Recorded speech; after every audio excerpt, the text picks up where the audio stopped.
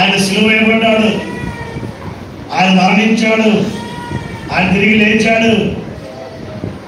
మీరందరూ ప్రార్థన చేయండి. ఆదివారం సెలవు తీసేసి శుక్రవారం పెడతారంట. అది గొడవలు అయిపోతున్నాయి. 300 సంవత్సరాల క్రితం ఎవరంటే బ్రిటిషులు పెట్టారు ఆదివారం, మన స్థాపన పెట్టారు. మన స్థాపన చూపిద్దాం అని శుక్రవారం మారుతారంట. ఆదివారం వస్తారా? ఆదివారం సెలవు కూడా వస్తున్నాం సార్. సెలవైనా సెలవు లేకపోయినా ఆరాధన చేయడానికి పరమ తండ్రి దేవుడు. అందుగా నన్ను అడిగాడు ఒక ఆయన, ఏమంటే మీకు ఆదివారం ఇవ్వదు. దేవుడు చూసుకుంటాడు, దేవుడు చూసుకుంటాడు. హల్లెలూయా, హల్లెలూయా. లక్షలాది మంది ప్రార్థన చేస్తున్నాం, మీరు కూడా ప్రార్థన చేయండి. దేవుడిని గణపరచు వారిని ఆయన గణపరుస్తున్నాడు. ఘనత, మహిమ, ప్రభావములు ఆయనకే చెందును గాక. ఆయన బిడ్డలుగా మనం దేవుని గణపరచాలి. శోధనలో, ఇబ్బందులలో, కష్టాలలో, ఆనందంలో, సంతోషంలో, లాభంలో, అన్ని విషయాల్లో we have to honor him, we have to praise him, we have to worship him, we have to bend him, we have to kneel down him. ఆయన ముందు మనం మోకరించాలి, ప్రార్థన చేయాలి. దేవునికి స్తోత్రం. ఆయన హెచ్చవలసింది, ఆయన హెచ్చవలసింది, మనం అందరం కూడా తగ్గవలసింది. అదే క్రైస్తవ భక్తి, అదే క్రైస్తవ విశ్వాసం, అదే బైబిల్, అదే వాక్యం, అదే ఆయన స్వరూపం. మొదటి విషయం చూద్దాం. సామెతల గ్రంథం 13వ అధ్యాయం. గణతలు తన దేవునికి స్తోత్రం. మనను గద్దింపంటే కోపం వచ్చేది. రాయ్ నండ్రాను గంట పై వచ్చిన ఏముందమ్మా?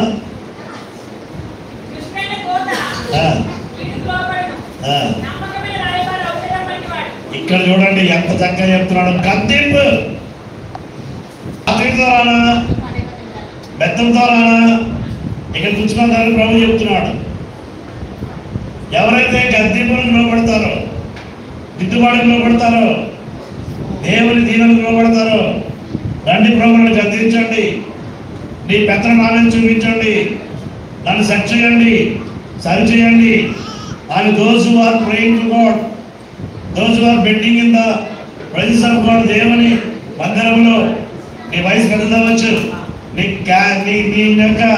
యొక్క ధనాగారం బాగుండొచ్చు, నువ్వు అందరికంటే పెద్దవాడు కావచ్చు, నీకు అన్ని టాలెంట్లు ఉండొచ్చు, ఎన్నో కార్యాలు చేయవచ్చు, ఎవరు బిగ్ బాస్ అవి ఉండొచ్చు. బట్ ఎవరైతే తగ్గించుకుని ఉంటారో, ఎవరైతే గద్దింపుకు లోబడి ఉంటారో వారి ఘనత. హల్లెలూయా. ఘనత ఎప్పుడు వస్తుందంటే ఎవరైతే దేవుని గద్దింపుకు, వాక్యాన్ని గద్దింపుకు, వాక్యం ప్రేమిస్తుంది. అట్ ద సేమ్ వే దేవుని వాక్యం నిన్ను కూడా గద్దిస్తుంది. దేవునికి స్తోత్రం. హల్లెలూయా. దేవుని వాక్యం తల్లి వంటిది, దేవుని వాక్యం తండ్రి వంటిది, దేవుని వాక్యం పాల వంటిది.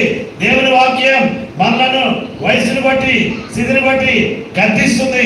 ఈ గద్దింపుకు మనం లోబడాలి, భయపడాలి, పరిగెట్టాలి, ఆయన దగ్గర కూర్చోవాలి. ఆయన మనలను చూస్తూ ఉన్నాడు. దేవునికి స్తోత్రం. సామెతలు 20వ అధ్యాయం 3వ వచనం మనం చూస్తే, 3వ వచనం చూస్తే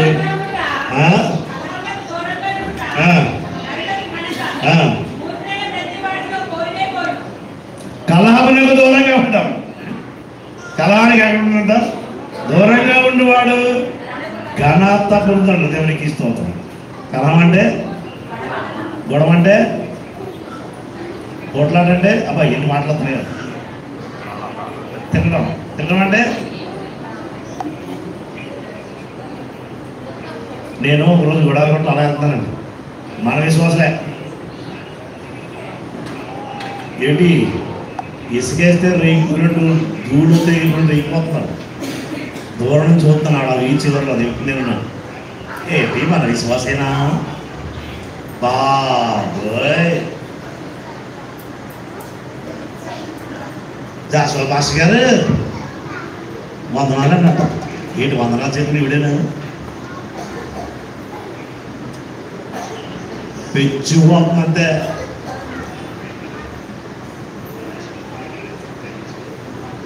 తర్వాత అడిగితే ఏంటమ్మా అంటే చూసేసారా